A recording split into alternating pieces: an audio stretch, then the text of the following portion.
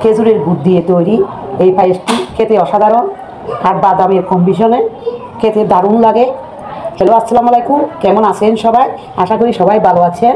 আলহামদুলিল্লাহ, আমি ভালো আছি। আজকে বানাবো খেজুর গুড় দিয়ে লাউয়ের পায়েস। সামনে পহেলা বৈশাখ, গরমের সময় খুব সহজে আপনারা মেহমান আসলে এটা বানিয়ে ঠান্ডা ঠান্ডা পরিবেশন করতে পারবেন।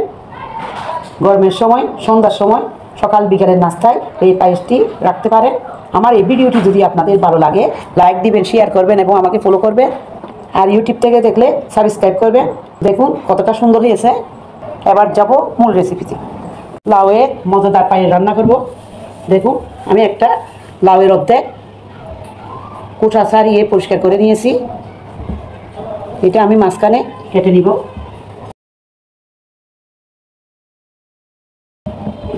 এখানে যে মাঝখানের যে অংশ আসে, এই অংশটা আমি কেটে ফেলে দিব। এভাবে আমি সব পিসগুলো এভাবে কেটে নিব। আমি মাঝখানে সবগুলো এরকম করে কেটে নিয়েছি। এবার একটা গ্রেটারের সাহায্যে আমি এটা গ্রেট করে দিব। এটা খুব সহজে গ্রেট হয়ে যাবে। দেখুন চিকন চিকন করে করতে শুরু করছে। এভাবে আমি সবগুলা গ্রেট করে নিব। দেখুন সবগুলো আমি গ্রেট করে নিয়েছি। মুটে তোগুলো হয়েছে, এগুলোতে প্রচুর পানি বের হবে। একটা বুড়ের মধ্যে একটা জারে দিয়েছি। এবার পানিগুলো আমি এরকম চাপ দিয়ে পানিগুলো ফেলে দিব। এখানে যে এক্সট্রা পানি আছে লাউয়ের মধ্যে, সব পানিগুলো আমি বের করে নিয়েছি। এবার রান্না করার জন্য চুলায় একটা পাত্র বসিয়ে দিলাম। দিয়ে দিচ্ছি ঘি, 2 টেবিল চামচ দিয়ে দিলাম। ঘি যখন গরম হয়ে আসবে, 2টা তেজপাতা, ডালচিনি, এলাচ দিয়ে দিলাম।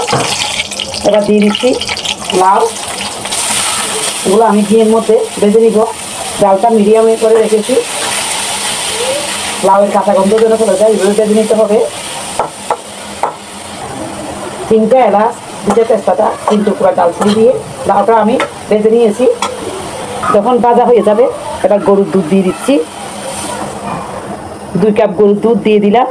এখানে 500 গ্রাম আছে। এবার সিদ্ধ হওয়ার আগে পাউডার মিল্ক দিয়ে দিচ্ছি 2 টেবিল চামচ। পাউডার মিল্ক দিলে দুধটা আরও ঘন হয়ে যাবে, খেতেও ভালো লাগবে। আমি এখানে নিয়েছি 1/2 কাপ চালের গুঁড়া। এটা পানি দিয়ে মিক্স করে ওই পায়েসের মধ্যে ঘন হওয়ার জন্য দিয়ে দিব। পানি দিয়ে আমি চালের গুঁড়োটা মিক্স করে নিয়েছি। আপনাদের হাতের কাছে যদি চালের গুঁড়া না থাকে, সুজিও দিতে পারে। এটা দিয়ে দিচ্ছি। এবার দিয়ে দিচ্ছি নারকেল, পরিমাণ মতো 1/2 কাপ নারকেল দিয়ে দিলাম। এবার দিয়ে দিচ্ছি চীনাবাদাম। আমি আধা ভাগা করে ভেঙে নিয়েছি ভেজে। আপনারা যে কোনো বাদাম দিতে পারেন।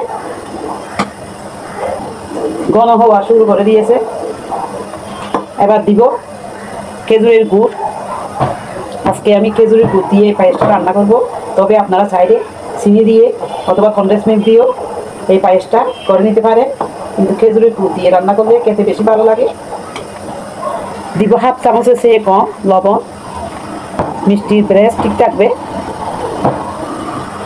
এবার দিয়ে দিচ্ছি কিছু খেজুর। আমি এরকম কেটে নিয়েছি, আমার হাতের কাছে আছে, তাই এই খেজুরগুলা দিয়ে দিলাম। এবার দিয়ে দিচ্ছি কিশমিশ।